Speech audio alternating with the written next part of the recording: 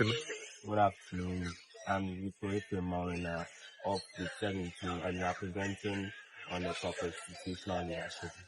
So at the end of this presentation, our audience might be able to explain the concept of institutional leadership, identify the core frameworks of institutional leadership, identify the four core competencies of institutional leadership, identify the four styles and their four behaviors, analyze real-world situations that demand situational leadership, and also evaluate the advantages and disadvantages of the model.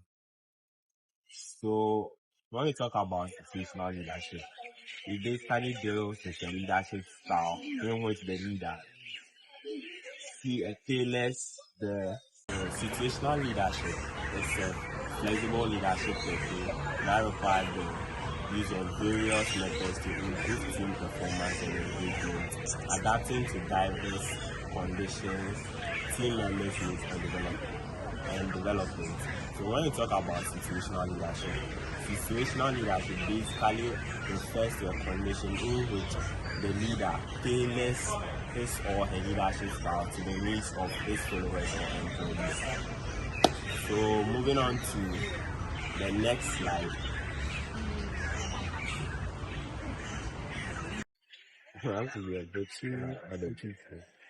the core frameworks, it can be identified as a leader-follower relationship. It has spiritual practice, which include the leader directive input, the leader supportive input, and the follower's capacity. Leader directive input has three characteristics, which includes the guidance and direction. The leader supportive input includes the social and emotional support.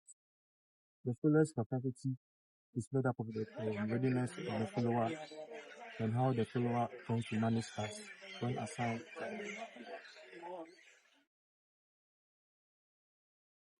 I'm Carla Fibajona from Deep 17, and I'm here to talk about the core competencies of situational leaders. Situational leaders master four critical competencies, and they are the capabilities to diagnose, that's to grasp the specific details and complexities of the situation, required influence, adapt, that's to modify their own behavior based on the change demands of the situations, and communicate, engage with others clearly and in a way they can comprehend and agree with, and to advance, that's to guide and facilitate progress towards achieving higher levels of performance. So there are basically four styles associated with situational leadership, which are directing or selling or coaching, participating or supporting, and delegating. So with direction, there's a higher level of direction and low support from the leader. The leader gives clear instructions and clearly supervises tasks, in the sense that because people are not motivated at that level or are not really committed or willing to do something at that level, it's up to the leader to guide them and also to support them at that level in order to attain the organizational goal. We also have coaching. In coaching, there's high direction and support.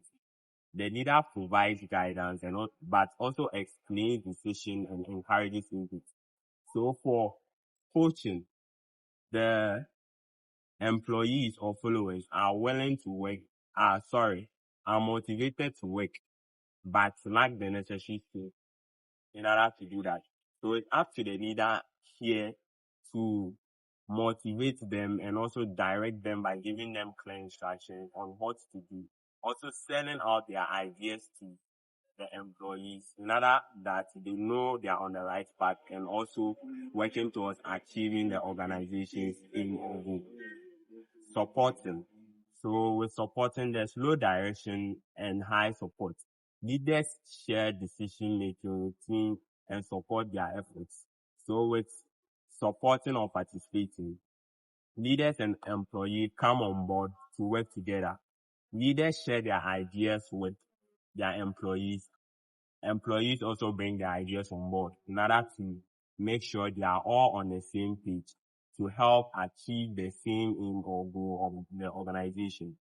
With delegation, which is the last situational leadership style. Leaders have a low direction route and also low support route. That is, leaders entrust tasks to team members who are both competent and committed.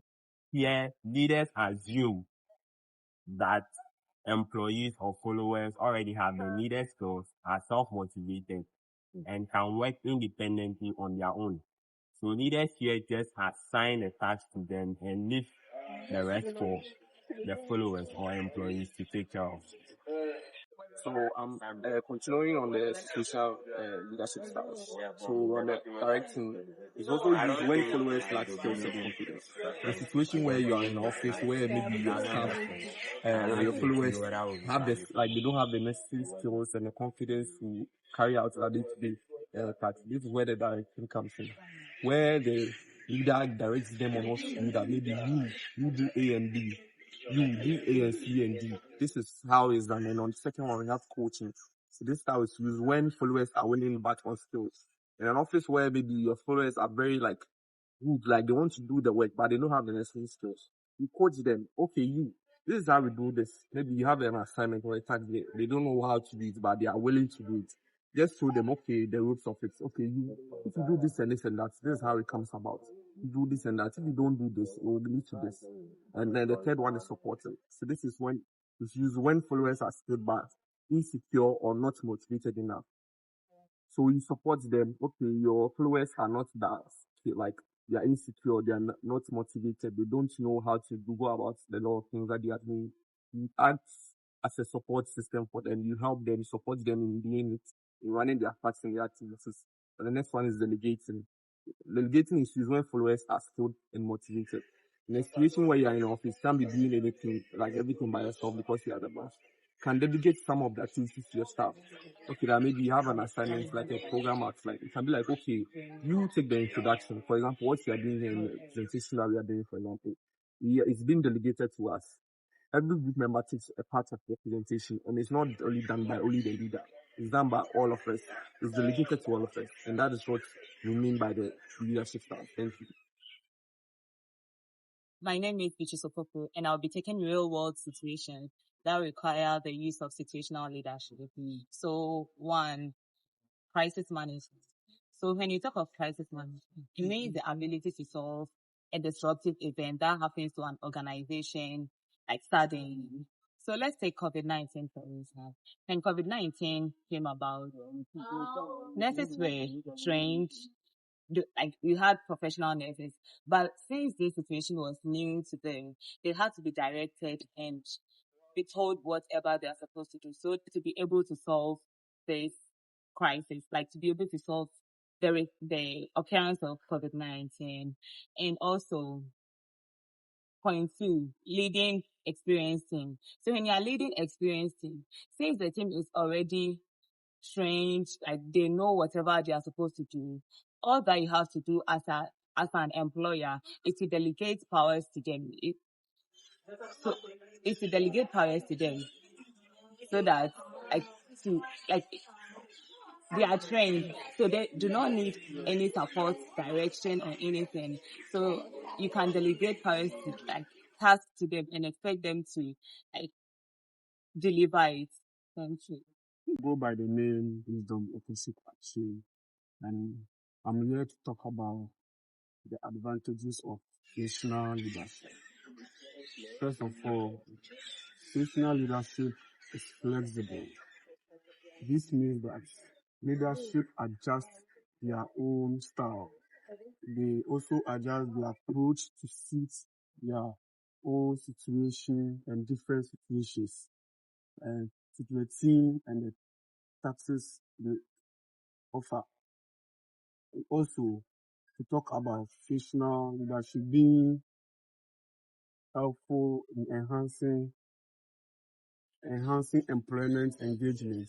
This means that leadership provides the right level of governance and support, boosting employee confidence and motivation. So please, my name is Samuel Truman. I'll be continuing the advantages of situational leadership. And the point is better leadership development. This approach helps leaders to grow professionally and become more effective in their roles.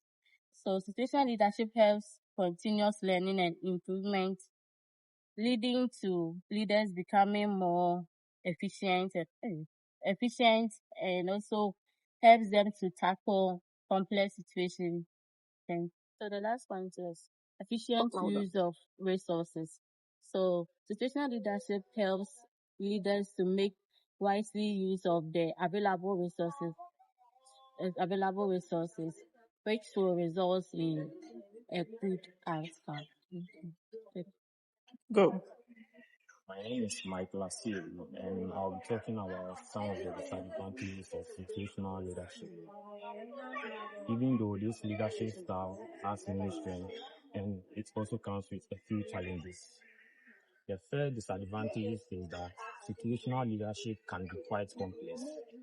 The leader has to constantly adapt their style to match each person, and that's not always easy.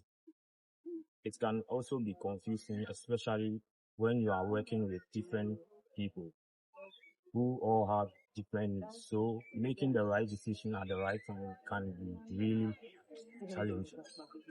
So the second disadvantage is that it heavily relies on the leader's personal judgment, and that can lead to mistakes if the leader strongly judge someone's ability or motivation. They might use the wrong leadership style. For example, they might give too much help when it is not needed, or too little when the person actually needs guidance. This kind of subjectivity can lead to unfair treatment and poor results. Thank you. Go.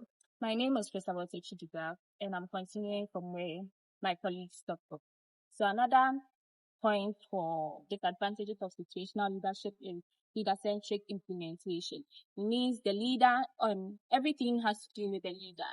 If the leader cannot adapt to any situation, then we are not moving forward, or the group is not moving forward. And another point is also inconsistency and confusion. Meaning, with the group, today we are directing, the next day we are telling, the next day we are coaching. There's inconsistency, making the followers confused about what they do. This also means this also means that the group has mixed feelings. They cannot go with one thing as an authoritarian. The leader comes and he says this, and they all go with it. But then with situational leadership, the leader comes today and he's directing, and comes tomorrow and he's coaching, making it difficult for the followers to follow. In conclusion, situational leadership is a flexible, practical framework focused on tailoring leadership to the individual and task. Key strengths are its adaptability, development, focus, and intuitive nature. However, its effectiveness relies heavily and demandingly on the leader accurately diagnosing followers' readiness, which is subjective. It can be time-intensive and risk inconsistency if misdiagnosed.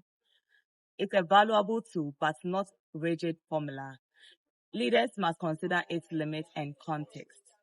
Best used when leaders have time, scale for accurate assessment. When teams are smaller, tasks vary, and development is a priority. Thank you.